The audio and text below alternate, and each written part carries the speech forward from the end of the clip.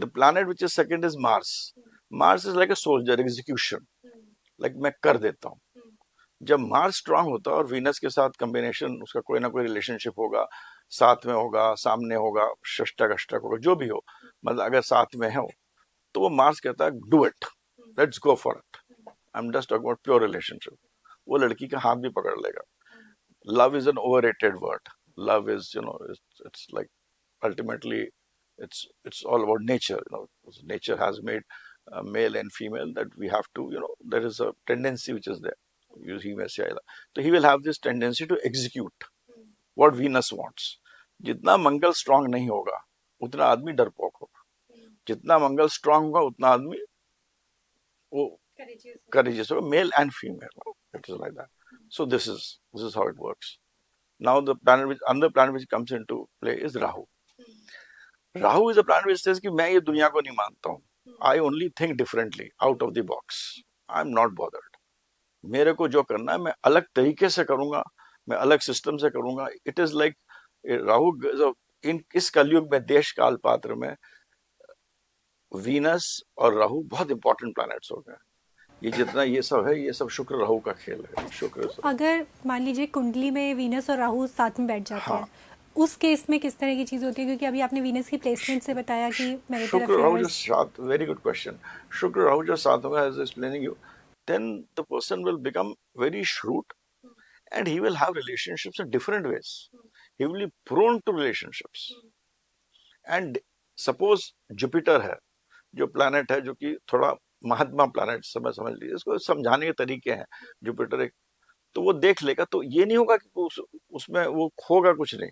सब कुछ शुक्र राहु में जो भी होना चाहिए, कि राहु एक प्लैनेट है, आउट ऑफ द बॉक्स सोचता है, गलत काम करो, हमको ये भी करना चाहिए, जो नहीं करना चाहिए वो करो.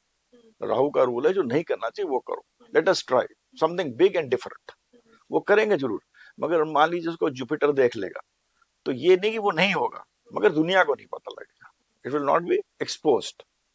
So today the planets like so Shukra, Mangal and Rahu, these are important planets which make you attract in different ways in relationships. Shani is a planet which makes you to execute. Shani is a planet जो कर्म का planet है. तो जब वो देखेगा तो वो आपसे कर्म कराएगा. मतलब it will ultimately make the कर्म प्रधान planet है, तो हर चीज में कर्म ही कराता है. उसको ये नहीं पता ये गलत सही पता है उसको, but वो it is a planet which हमारे लेग्स का कारक है. शनि है, तो Shani is a planet which gets karmas done. So it is also a planet which has been, if you look at the stories of Shani, has been always उसको मतलब exploited planet है. It's not exploited planet, but it has suffered by itself. Father के through suffer, mother के through suffered. It has suffered. But it is a strong planet.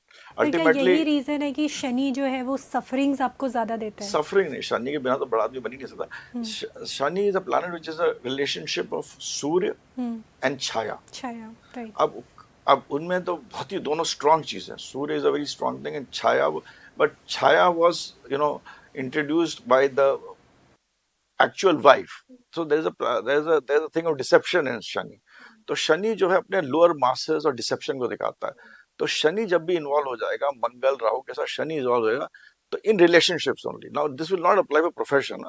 In relationship Mangal Rahu जब involve हो जाएगा और शनि देखेगा, then that lady, man, woman जो भी होगा, will go out in relationships and will also deceive somebody, cheat. Cheating के लिए आपको ये देखना बहुत जरूरी है.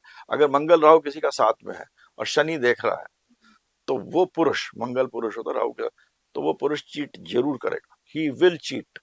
कहीं भी कैसे भी बैठा हो, किसी भी हाउस में, उससे किसी भी हाउस में कहीं भी हो, he will cheat during a particular transit. ये नहीं पूरे टाइम, बट उसके tendency to cheat will be there.